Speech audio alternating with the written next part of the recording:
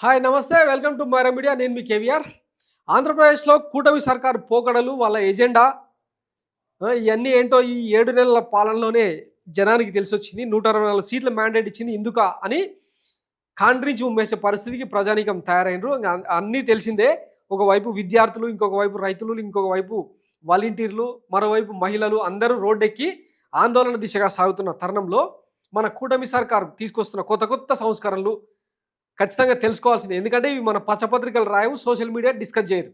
ఈ 7 నెలల్లో విద్యను ఎంత శాంతం నాగించి 1000 ఫీట్ల లోతులో గోతి తీసి పాత పెట్టినామో చెప్పే స్టోరీ అనమాట ఇది. ప్రభుత్వ విద్య మిథ్యే.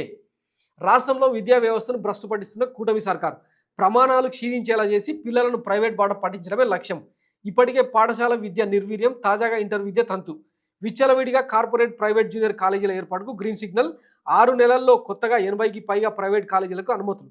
37 మండలాలు, 2 మున్సిపాలిటీల్లో కొత్తగా 53 కాలేజీలు అవసరమని గుర్తింపు. ఆయా ప్రాంతాల్లో ప్రభుత్వ కాలేజీలు పెట్టకుండా ప్రైవేటుకు అనుమతిస్తూ జీవో. ఇంటర్ బోర్డు పాలక మండలిలో కార్పొరేట్ నారాయణకు చోటు. ఐఐటి శిక్షణ అంటూ ఇప్పటికే 4 కేంద్రాలు ప్రైవేట్ పరం. ఇప్పటికే గత సర్కారు తెచ్చిన అన్ని పథకాలను ఆపేసి పేద పిల్లలతో ఆటలు. అమ్మఒడి, నాడు నేడుకు మంగళం, గోరుముద్ద ఘోరం, ఇంగ్లీష్ మీడియం, సిబిఎస్ఈ, ఐబీ, ట్యాబ్లు, టోఫెల్ శిక్షణ రద్దు.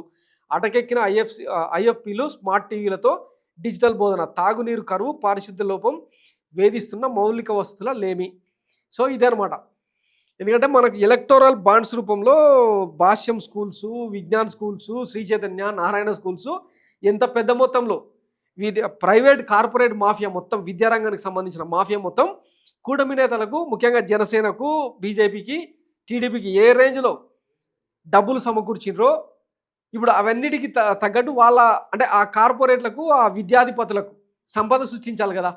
పేదలు, మధ్యతరగతి వర్గాలు వాళ్ళ సవాలు చేస్తారు, మనకేం సంబంధం అని చెప్పి తీసుకున్న నిర్ణయం అనమాట ఇదంతా.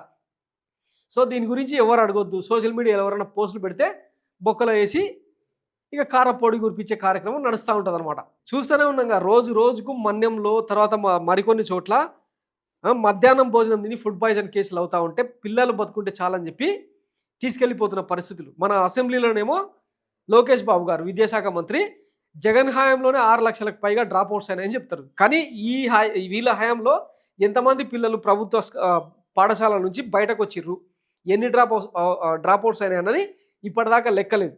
ఇంచుమించు 10-12 లక్షల మంది వెకేట్ చేసి ఉంటారు. సో ఆ లెక్కలు చెప్తే జనం ఊరుకుంటారా? మొహం మీద ఊస్తారు కాబట్టి అవన్నీ బయటకు రానియరు అనమాట. ఇట్లా సైలెంట్గా బ్యాక్ డోర్లో చీకటి దెబ్బలు అనమాట. ఇక్కడ చూడండి, 37 మండలాలు, 2 మున్సిపాలిటీలో కొత్తగా 53 కాలేజీలు అవసరమని గుర్తింపు. ఆ గుర్తించిన ఆ అవసరాన్ని ఎవరితోనే ఫుల్ఫిల్ చేస్తారంటే కార్పొరేట్లు. మన నారాయణ, శ్రీ చైతన్య కాలేజీలు ఉన్నాయి కదా, వాటితో గల్లీకి ఒక స్కూల్ పెట్టి కోళ్ళ ఫారంల లాగా తయారు చేసి ఫీజులు పిండుకుంటూ ఉంటారు. వాటి ద్వారా ప్రభుత్వానికి అయిన వాళ్ళకు కమిషన్లు, పేదవాళ్ళ జేబులకు గుల్ల. ఇది జరగబోయే తతంగం. ఇదే వైఎస్ జగన్మోహన్ రెడ్డి దేశం నివ్వెరపోయేలాగా విద్యా విప్లవానికి నాంది పలికితేనేమో అదేమో రండపాలన, లోఫర్ పాలన, సైకో పాలన అని చెప్పి ముద్ర వేసినాం. ట్యాబులు ఇస్తేనేమో పిల్లలు దానిలో బిట్లు చూస్తున్నారని చెప్పి గాయి చేసినాం. మన ఈనాడు పత్రికల్లో, ఆంధ్రజ్యోతి పత్రికల్లో రకరకాల కథనాలు రాయించినాం. మరి ఇప్పుడు దీనికేం రాస్తారు అంటే మన పచ్చపత్రికలకు ఆ అక్షరాలు రావు అనమాట. ఎందుకంటే చంద్రబాబు గారు చేసింది మొత్తం విజనరీ. 2047 నాటికి ఎవడు బతుకుంటాడో తెలియదు, కానీ ఆ విజన్ డాక్యుమెంట్కు అనుకూలంగా ప్రజలు వాళ్ళ జీవన ప్రమాణాలు ఈ రేంజ్లో పెరిగిపోతూ ఉన్నాయి. మన మానవ వనరుల అభివృద్ధి ఈ రేంజ్లో సాగిపోతుందని రేపటి కొత్త పలుకుల్లో, చెత్త పలుకుల్లో రాసుకుంటూ పోతాం అనమాట మనం. సో విద్యా విప్లవానికి కూటమి సర్కార్ పాత్ర. సదుపాయాలు, ప్రమాణాలు దిగజారి దయనీయంగా ప్రభుత్వ పాఠశాలలు. అమ్మఒడి రాక, సీజనల్ హాస్టల్ లేక జిల్లాల్లో పిల్లల వలసబాట. మధ్యలోనే ఆగిపోయిన నాడు నేడు పనులు. తడికెల బడిలో చదువులు, మధ్యాహ్న భోజనం నాణ్యత పర్యవేక్షించే నాథుడే లేడు. ఆహారం హాహాకారం. ఇక వైఎస్ జగన్మోహన్ రెడ్డి సర్కారు ఇంచుమించు 47,000 స్కూళ్ళను గుర్తించి వాటిలో ఆర్ఓ ప్లాంట్లు, బాత్రూమ్లు, పిల్లలకు బెంచ్లు, బూట్లు, టైల దగ్గర నుంచి ఇచ్చుకుంటూ పోతే అదేమో సైకో పాలన. ఇప్పుడు ఇట్లా అంటే చదువు అనేది కొనుక్కోవాలి, చదువుకునేది కాదు. ఈ క్రమంలో మన కులపోళ్లకు సంపద సృష్టి జరగాలి, మన ఆస్తులు పెరిగి పెద్దగా కావాలి. ఇవన్నీ మర్చిపోయి బాబు గారి విజన్ అర్థం చేసుకోవాలంటే చాలా పెద్ద తతంగం ఉంటుంది. మీరు ఆ దిశగా ఆయన ఎక్కడికో తీసుకెళ్లాలనుకుంటారు, మీరు అక్కడికి రారు.